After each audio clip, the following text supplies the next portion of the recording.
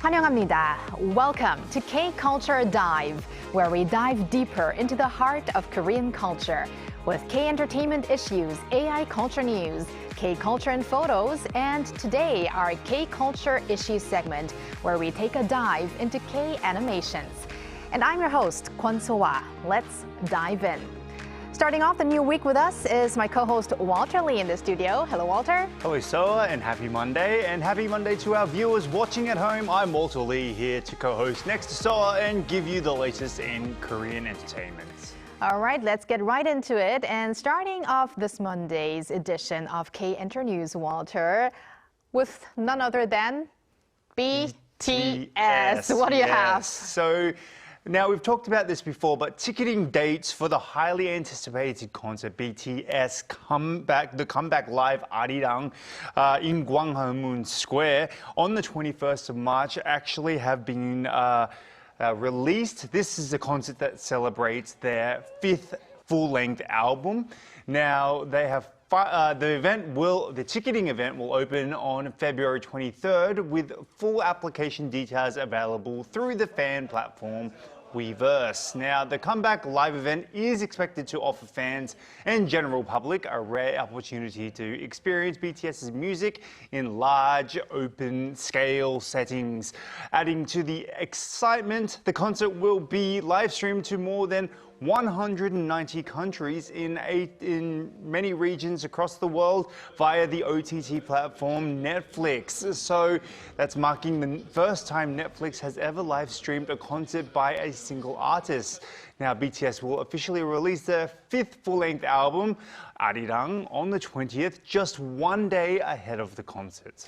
Well, I'm not sure if I'm going to be succeeding in the ticketing. We could try and get at the back somewhere. Yeah, maybe. But I think I'll be even happy with the live streaming, although I'll be very jealous of all the armies being there at the site. Yes. But let's stick to the topic of BTS and some other groups as well. What do you have? Yes, that is a good point, Soa. So BTS and Hyphen and Stray Kids dominated the global entertainment scene last year, emerging as the most buzzworthy names worldwide. Now, this is according to Parrot Analytics' Talent of the Year Under 30 list.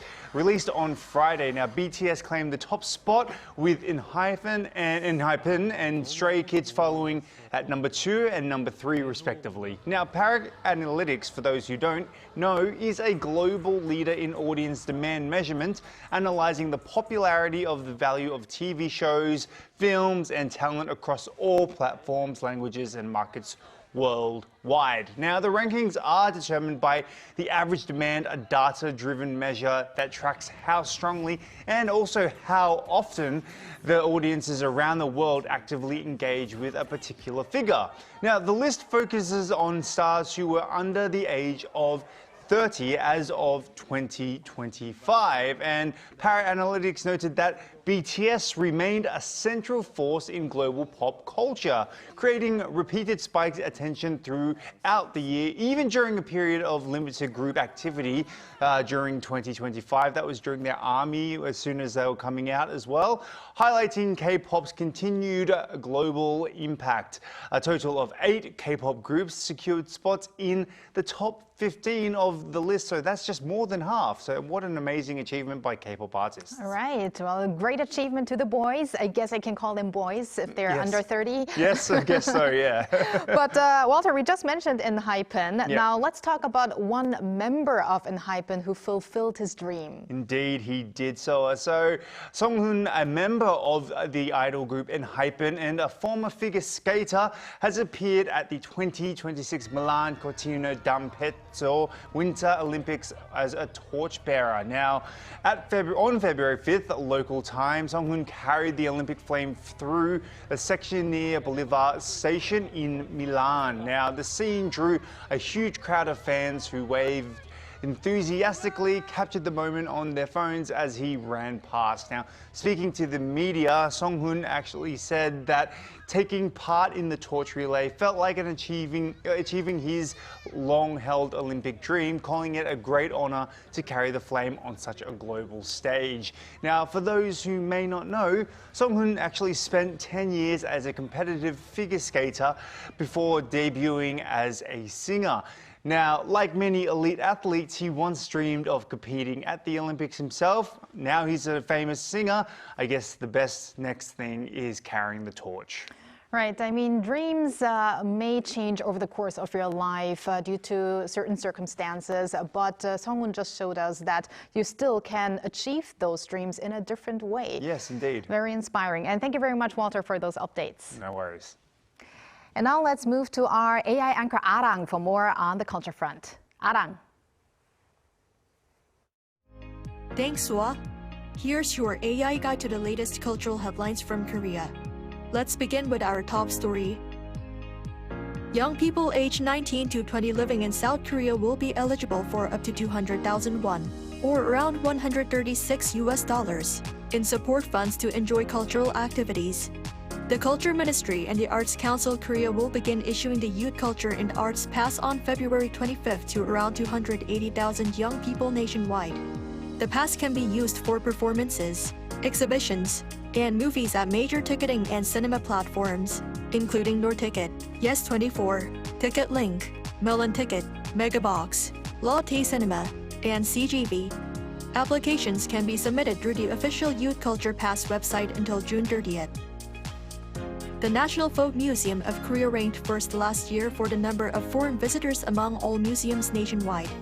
The figure even surpassed the number of foreign visitors to the National Museum of Korea, which welcomed about 6.5 million visitors in total last year, ranking among the world's top 3 museums. The National Folk Museum has drawn strong interest from overseas visitors by highlighting the everyday lives of Koreans through the lens of traditional and contemporary culture. Its exhibitions are organized around the different stages of life and seasonal themes, a format the museum says makes the displays more universal and easier for foreign visitors to engage with. South Korea's signature spring festival, the Gwanghwamun Cherry Blossom Festival in Changwon, Gyeongsang-namdo Province, will open in late March. Changwon City has announced that the 64th Gwanghwamun will begin with an opening ceremony on the evening of March 27th and run from March 28th through April 5th. Cherry blossoms are expected to begin blooming around late March, based on forecasts from the Korea Meteorological Administration.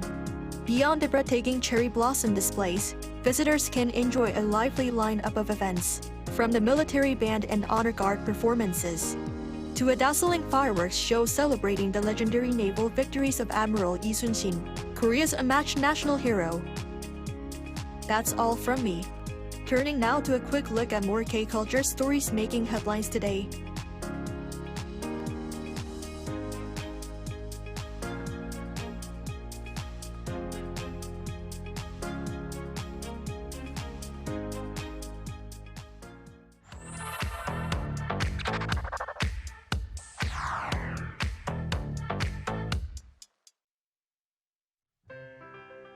Through a single photo at a time, we take a closer look at culture in Korea. This is K-Culture in Photos. First, I'd like to introduce pansori, a powerful blend of storytelling, song, and rhythm that has shaped Korean culture expression for centuries. One example of its modern resonance is the musical 서편제, based on Lee Chong-jun's beloved novel about a family of 소리꾼 or pansori singers. The 2026 season cast brings together celebrated artists who carry this tradition forward with rich voices and a deep understanding of the role. And now, pansori is reaching global audiences with new creative expressions. The Longest Night, or 긴 밤 in Korean, a family musical adapted from a beloved Korean children's story, will be showcased at the Sydney Opera House as a bilingual production blending Korean and English, allowing audiences abroad to experience the rhythm and heart of pansori in a new way. From stage traditions to contemporary reinterpretations and global collaborations, Pansori continues to evolve, carrying Korea's voice into the world. So let's keep listening. Korea's timeless voice resonates across culture and generations. Let me ask you first, where do you think this is? Does it look like a shrine or maybe something from a sci-fi movie? This is actually an AI shrine developed by researchers at KAIST, inspired by Korean shamanistic traditions. It's designed to feel like a real shaman space, decorated with colorful ribbons and bells, with ambient sounds filling the room. And at the center is a digital ancestral tablet. Visitors enter personal details, ask questions, and receive responses from an AI shaman. Researchers say people often start out of curiosity, but gradually open up about deeper, more personal concerns, finding comfort and emotional support along the way. This experiment shows how AI is evolving beyond a simple tool into something that can influence human emotions and decision-making. So, would you visit? Personally, I hope people enjoy it lightly just for fun. Because after all, sometimes the best answers still come from within ourselves. Let's start with this scene. Rows and rows of pollock hanging in the open air. This is the Hwangtae Dokjang, a traditional drying yard. Here, fresh pollock slowly transform into golden hwangtae, shaped by freezing nights and sunny days. What's fascinating is that this one fish has many names. Fresh, it's 생태, half-dried kodari, fully dried hwangtae, and as a snack, nogari. Each name reflects how it's prepared and how it's enjoyed. And finally, take a look at this cute item, the protective pollock. Rooted in folk beliefs, it's meant to ward off bad luck and invite good fortune. Once something you'd spot in grandparents' homes, it's now reimagined by younger generations as charming, decorative items for cars and rooms. So from winter drying yard to modern-day charms, pollock tells a quiet story of Korean resilience, creativity, and warmth passed down and lovingly reinvented. Here's Korea's latest DIY craze. It's called 볼구, short for ballpoint pen decorating. Take a look at this first photo. There's crowds gathered at Seoul's Dongdaemun accessory market, all hunting for beads, charms, and tiny parts of customized parts to customize their own pens. It got so packed that safety staff were even brought in, as you can see in this picture. In the next image, you can see just how many materials there are: colorful beads, cute charms, and endless combinations. For some, it brings back memories of their school days. For others, it's a new way to express creativity. And finally, these are finished designs shared on social media, bold, sparkly, and uniquely personal. From crowded markets to customized pens, 볼구 shows how every object can become tiny works of joy. So maybe it's time to pick up a pen and decorate your own little piece of happiness.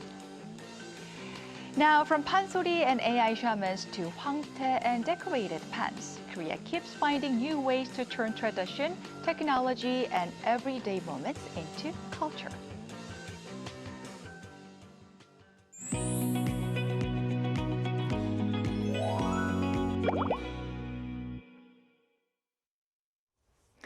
Recently, Korean animation has been making a strong impact at international film festivals and in the global market. Also, K-pop Demon Hunters marked a major milestone for the industry by winning a Grammy Award. Today, we'll take a closer look at the storytelling power and defining characteristics of Korean animation and why it's gaining so much global attention. To help us do that, we're joined in the studio by Professor Ji Hae-won at Kyunghee University. Welcome back, Professor Professor Ji. Hello, Professor. Hello, good afternoon. All right, Professor Ji, let's start with the animated film K-pop Demon Hunters. Although not produced in Korea, it's been made by a film director who's Korean-Canadian, and it's really deeply rooted in K-pop and K-culture. We recently had the Grammy win for the song Golden, and there are also a number of nominations for the Academy Awards. Right. So where do you see the significance of this current situation? Right. First of all, I apologize for my voice. Oh, no worries. Sorry about that. So on February 1st, the theme song Golden from the K-pop Demon Hunters received the Best Song Written for Visual Media Award at 68th Grammy Awards. So it really has set a new milestone in K-pop history. This means that the creativity of Korean music creators, including Lee and Teddy, have been officially recognized by the world's most prestigious organization. And especially the Grammys have been criticized for being somewhat conservative toward K-pop, but it can be said that this award have broken down that barrier. So in addition, this successful case of expanding into animated film featuring K-pop and the Korean elements has proven the potential for the expanding the added value of the K culture in more diverse directions in the future. And as you just mentioned, the K-pop Demon Hunters has also nominated for Best Animation Feature and Best Original Song at the 98th Academy Awards, and let's hope this film wins the Oscars as well. Well, we're going to cross our fingers for In that. March, right? Yes. Right. And K-pop Demon Hunters puts distinctly Korean elements within the movie. I mean, it's very obvious with K-pop, Gimpop, as well as Korean folk tales as well. Right. How do you think, how should we understand the global response to a work so rooted in Korean identity?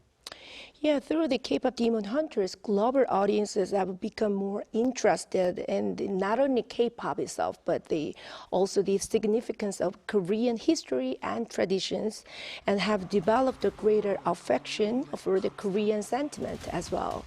So in particular, I think that the fact that the Korean shamanism was brought to the forefront through the exorcism ritual using the K-pop idols was interesting enough to attract the global affections. The K-pop Demon Hunters is a good example to improve the Korean traditional culture and history as a central driving force of the narratives. So following this success of the K-pop Demon Hunters, I hope to see a wider range of the Korean culture and history developed into global media contents. For example, I think that Korean story elements such as fairy tales and folk tales like 심청 or like 콩쥐팥쥐, those kind of things, and musical elements such as pansori can be utilized in various ways in many contents. I think all of that is possible with the big interest in K-culture these days. Right. But now, Professor Ji, let's move on to the animated film Gwanghwamun or The Square, which is currently running in theaters, and it already received a lot of attention at overseas film festivals. Please tell us more about this one. Right, The Square, Gwanghwamun, is a recently released animated film inspired by and reinterpreting the classic novel of the same name by Choi In-hoon. So The Square, directed by Kim Bo-seol, has received several prestigious awards, including the Best Animated Feature at the 18th Asian Pacific Screen Awards, and Jury Prize at the 49th NSC International Animated Film Festival, and the Best Film Award from Seoul Independent Film Festival as well. The Square depicts a tragic romance unfolding in Pyongyang, North Korea. So Bori, a Swedish ambassador, stayed in Pyongyang, and Bokju, a Pyongyang traffic police officer, share the dangerous and the secretive love together. So The Square is a work that effectively depicts the tragedy of a square without the individual freedom. Right, just by watching the trailer, I actually almost teared up. You can feel the emotions, even though this is like a 2D style animated film. And what's interesting, though, is that the square actually explores some political and ideological elements. And we also last year had The King of Kings, which was made in Korea, but that was focused on Christianity or Jesus' story. And usually those kinds of subjects are said to be difficult in the global market, yet we are seeing those movies resonating abroad. So what's behind this appeal? Right. I believe the reason the Square and the King of Kings were well received in overseas market is because both works effectively focus on universal human emotions. So the Square doesn't actually criticize the specific social systems, but rather effectively portray the tragic love that blossoms under surveillance and control, as well as the loneliness of isolated human beings. So these are universal themes that transcend time and nationality, and of course resonating with anyone.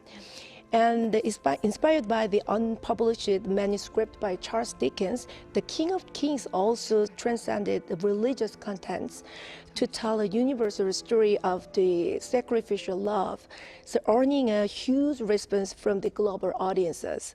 So both works are well received for the directing and technical skills of the Korean creators. So while the Square followed, as you just mentioned, the traditional 2D animation and focused on the narrative with the minimal directing, The King of Kings actually received much attention for its high-level 3D CG technology. So these two are different, but they both are focused on the human beings and the emotions as well. I think they did a very good job of that as well, from what I hear from many critics as well. But it seems that recent Korean animations are choosing to highlight rather than downplay their Korean identity. So how do you view this creative direction? I believe this is actually related to the growing global interest to the Korean culture.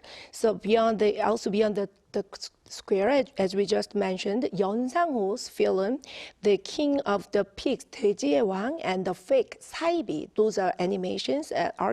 These animations are dealing with Korean social issues with a serious perspective that is actually no less than live-action films. And these attempts also influence the diversification of the Korean animation industry. So the animation is a genre that offers a wide range of the materials and expressive powers that are accessible to both young audiences and the adult audiences as well. So like a K-pop Demon Hunters we just mentioned, Korean elements can be effectively utilized within a fantasy genres, while the Square, actually motifs from Korean literature can be developed within the contemporary context. So I believe that more works utilizing the diverse Korean elements will be created in the animation genres as well and attract more global audiences. Right. And I don't think we can talk about Korean animation films without talking about Korean webtoons as well, because there are many adaptations from Korean webtoons into Korean animation. So how are the storytelling and planning and narrative sensibility of webtoons influencing today's Korean animation, do you think? Yeah, I believe the development of Korean webtoon market is influencing the nature and structure of the neighboring media genres, and in various ways, and animation is no exception. So in the webtoons, there are many works that approach various materials and the narratives and the webtoons that have been succeed already have a high possibility of the expanding into animation market as well. So I believe that the Korean narrative structure that webtoon have built over the past 20 years has become a key asset for the Korean animation to live beyond the children's market and into the global adult and the youth market as well. All right, and finally, Professor Ji, we'd like to ask you about talent development. From your perspective, does Korea have enough to nurture and produce creative talent? In addition to live-action films, the Korean Academy of Film arts, the 한국 영화 Academy also offered animation courses, and they provided professional training and production support. So the Square actually was one of the graduation works of the Korean Academy of the Film Arts. In addition, Korean Creative Content Agency, 한국 콘텐츠 진흥원, and the Korean Film Council, 영화진흥위원회, also support animation creation. However, the current state of Korean animation production remains uncertain though. So investment in the adult animation market is particularly very challenging. So recently, the popular webtoon, The Solo Level Up, 나 혼자만 Level Up, was adapted into an animation by a Japanese production company, A1 Pictures, not by the Korean producers. So I hope that Korean animation market will become more vibrant with the production of more diverse works in the future. Well, let's do hope for a sustainable environment in the K-animation industry, especially with the growing interest in Korea's distinct voice, stories, and perspectives. Well, thank you very much, Professor Ji. I hope you recover soon, and we're going to see you back in a couple of weeks. Thanks. Thank you, Professor. Thank you very much. And thank you, Walter, as always. We're going to have you back here on Wednesday. See you Wednesday. Thanks for watching and your interest in everything K-culture. Please tune in again tomorrow, 2 p.m. Korea time. Keep diving.